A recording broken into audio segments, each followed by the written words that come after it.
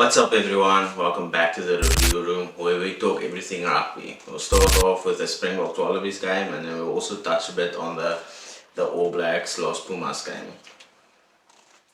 Now, the Springboks Wallaby game were played in extreme weather conditions, but I thought it was quite a messy game, and you could see that the Springboks players didn't play as long together, so there was still a bit miscommunications at times and just a bit scrappy, especially in the first half and a bit in the second half as well. They struggled to find their groove, even though they scored a beautiful counter-attacking try where Mapimpi kicked the ball through and Fassi just chased it and scored. I thought the Wallabies never looked like they were in a good attacking position where they could have threatened the Boks. I mean, the Boks defense were just once again immense. To only give one try away in 2 test matches away from home in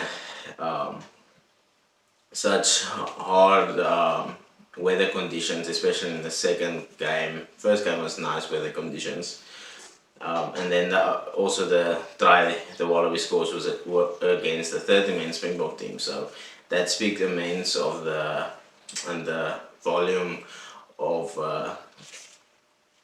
the defense system that Rassie has intact for the Springboks.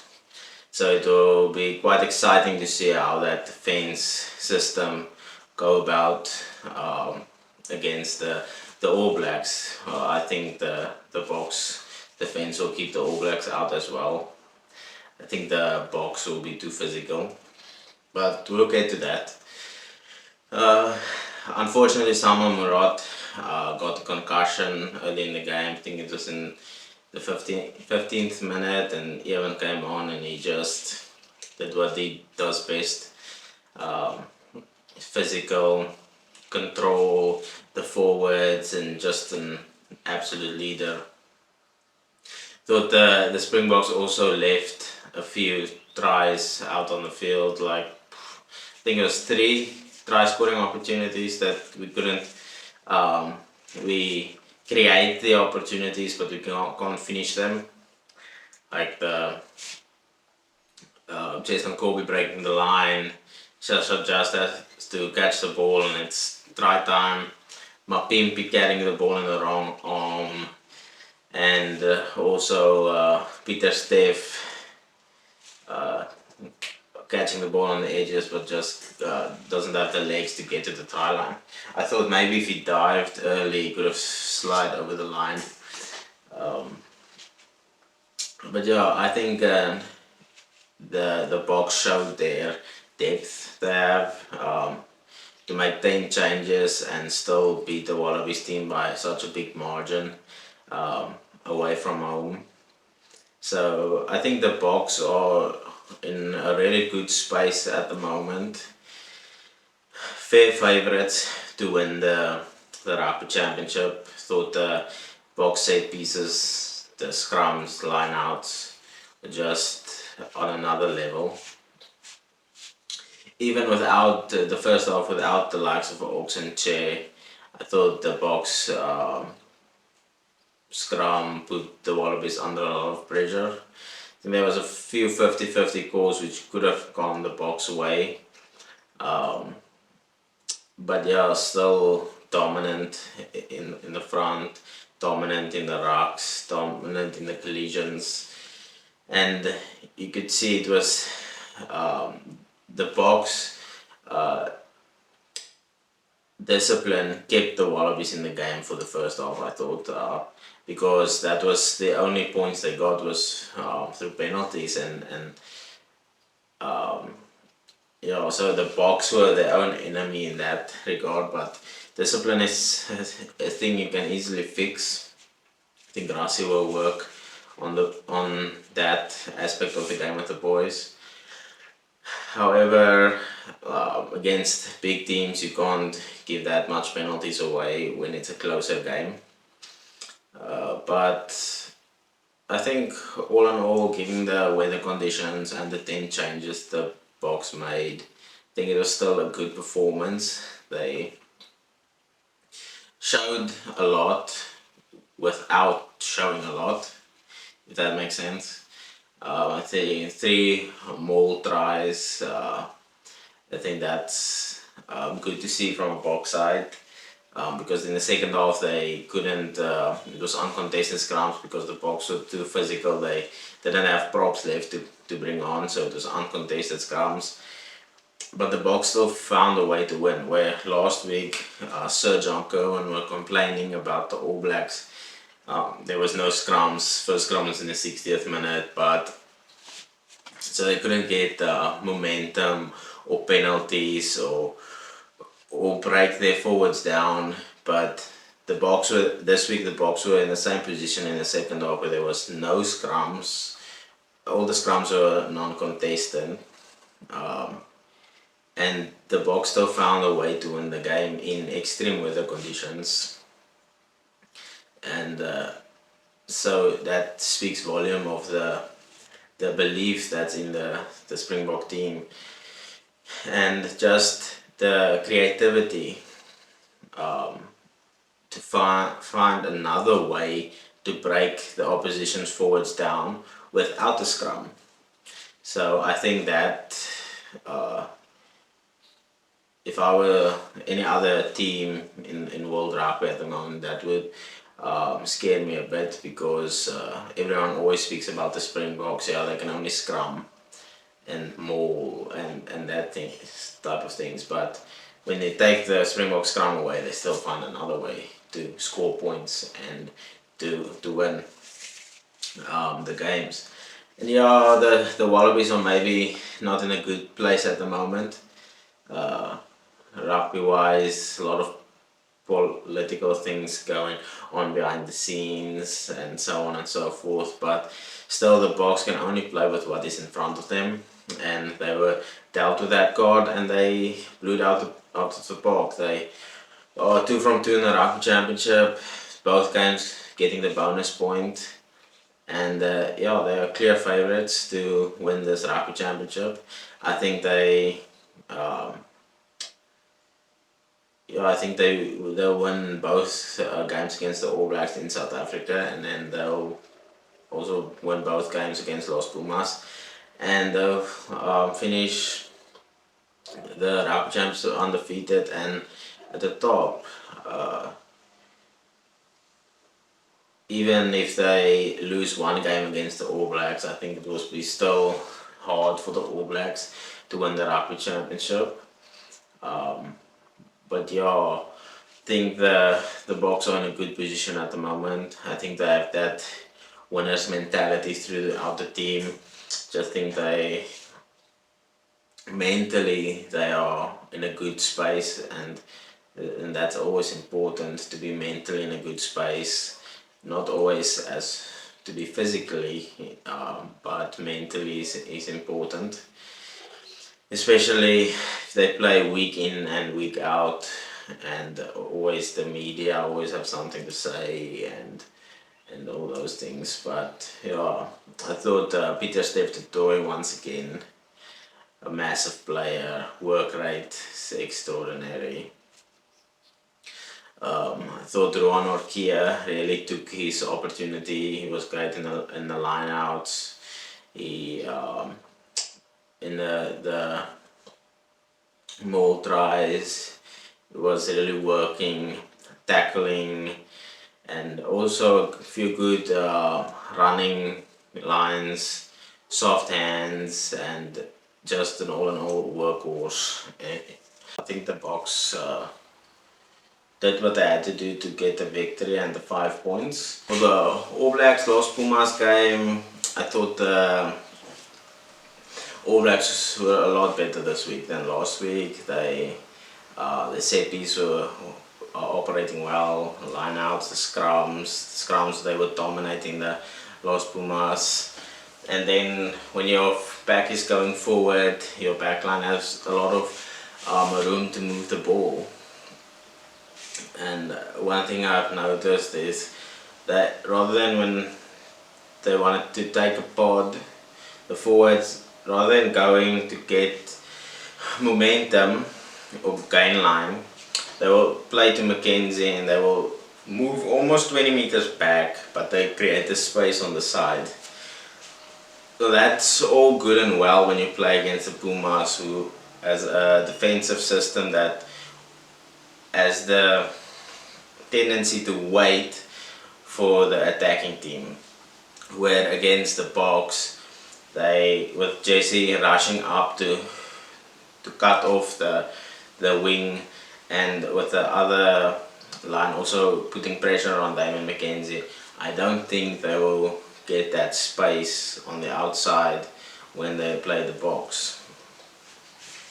So, but yeah, I think the All Blacks were just much better this week than last week. They had a lot of pressure on them going into this game, and they performed. However, with that being said, I thought that the Los Pumas were nowhere on the field. It looked like they were partying all week, not training, celebrating last week's victory, and forgot that they have to play the All Blacks this week as well. And that at the end of the day cost them. They didn't have enough ball to create opportunities, and when they want to create opportunities, they knock the ball or something goes wrong, or they overplay their hand, and they were not as ruthless and as physical as they were last week. And that just showed that the All Blacks know how to turn games around, even though I was not as impressed with their performance, especially not the second half, because I think the first half score was 33-3, I think, or something in that line, and the final score 40-10 or 40, not sure now. But so they didn't have a great second half. So they had a good first half. They blew the Pumas away, and then they just relaxed the second half. So, and yeah, I don't think the All Blacks have the depth in players that the Springboks have at the moment. Yeah, they're still building, have new coaches, new systems in place, but I don't think they are on the level of the Boks at the moment. Yeah, all the New Zealand rugby analysts say, yeah, the All Blacks are back, and they are as the All Blacks of old, but I still don't see it. I'm not convinced that they are back. We'll see how they go about doing their thing when they come to South Africa to face the Springboks. I know they have a big boost in Scott Barrett is back and fit to play. But yeah, I don't see the All Blacks winning those games. I see the Boks dominating the All Blacks up front, line out set pieces, and against South or in front of a South African crowd that's gonna go crazy. I just don't think the All Blacks are gonna have what it takes to beat the Boks. I think the Boks are gonna be too ruthless, too physical. They're gonna dominate up front, dominate the line outs, and then the backline are gonna run the All Blacks off the park. That's my prediction for those games. However, if they could find a way to stop the Boks momentum up front, it could be a long day at the office for the Boks, but I think they have enough experience, and Rassie do have some tricks up his sleeve to get the job done. Yeah, let's talk about some controversial calls and the refs from the weekend's games. I don't think there was any incidents in the New Zealand All Black game. I think that game was quite smoothly, no issues there. However, in the Springbok Wallabies game, I thought the TMO and the ref were inconsistent with some calls at certain times, especially the crocodile roll. Like they said, you're not even allowed to do a crocodile roll, even if it's on the body, to protect the player's ligaments and so on. But then the TMO comes in and says when the Springboks doing a knack roll or a crocodile roll, but then the Wallabies do the same and nothing happens. So I would just like some consistency, like I said in last week's video. Consistency is a big problem, and I mean they have the ref, 2 linesmen, the TMO, and 60 cameras on the field. I mean, come on. In the scrums, I think it was the first or second scrum, you can clearly see Alalatoa collapsing because of pressure, but then they get the penalty because they say Jan-Hendrik Wessels is pulling him down, but you can clearly see that they're struggling under pressure. And then they also in the scrums, you have to hit and stay in that position, but then the Wallabies move backwards and then they get the short arm, which I think the refs must have a closer look to that, because you have to hit, stay there, but everyone knows the Boks are dominant, so they hit and then they just pull a bit back, then they say that the Boks are not keeping it stable. So I would like the refs to clear that up a bit, a closer look on that. And then the issue with the Boks tackling all the Wallabies off the field. George Bell went off, I think at half time, but they didn't say if it was due to injury, if it was a head knock or what. And then Alalatoa also went off, and then James Slipper came on and the other forward. But then it was 8 minutes in the second half, just as 4 minutes after Oxenchair came on and Malcolm Marx, Slipper looks like he took a hit and goes off. But then George Bell doesn't come back on, and they didn't clarify if he was injured or not. So I saw that all those players are back in the training squad for the Los Pumas games, but if they took a knock and they're injured, how can they be playing in 2 weeks time?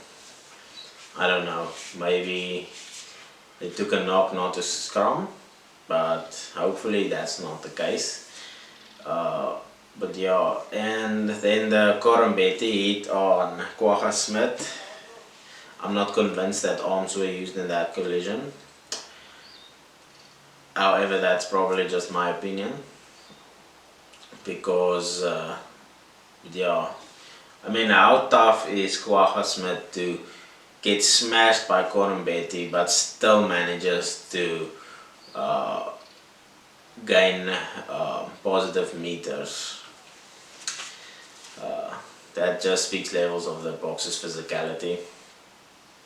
And then lastly, the cross kick from Pollard to Pieter Steph-Toy, where he runs, almost goes to score, and he turns up, wants to pop the ball up to Jesse Krill, and that the fullback of Pool is a grounded player, and the rule says grounded players are not, or dead players that are not allowed to play to make a tackle even, or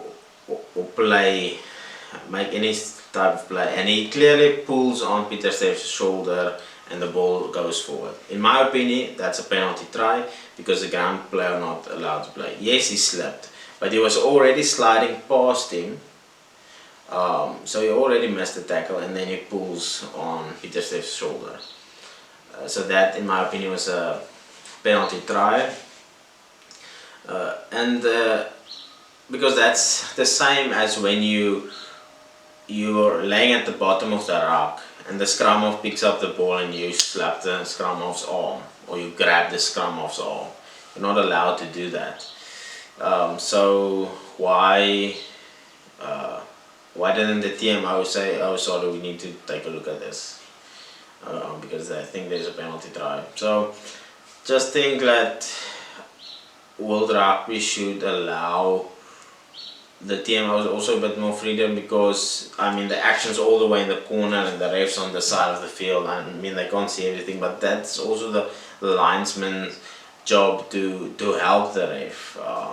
And I mean every time the Boks did something wrong, they showed it 20 times on the big screen, and then when the Wallabies do something they barely show it, or they barely show the replay.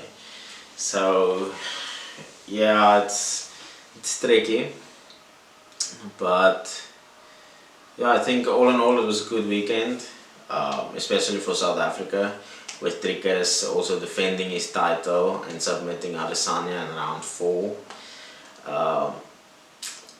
And yeah, I think South Africa sport is in a good place at the moment. Also saw the Proteas beat West Indies by 40 runs. So yeah, but please let me know what you thought about the weekend's games, which type of things you want to know, want to see more. Also let me know on Instagram, and like, subscribe, comment, all those nice things, and I will see you in the next one. Thank you.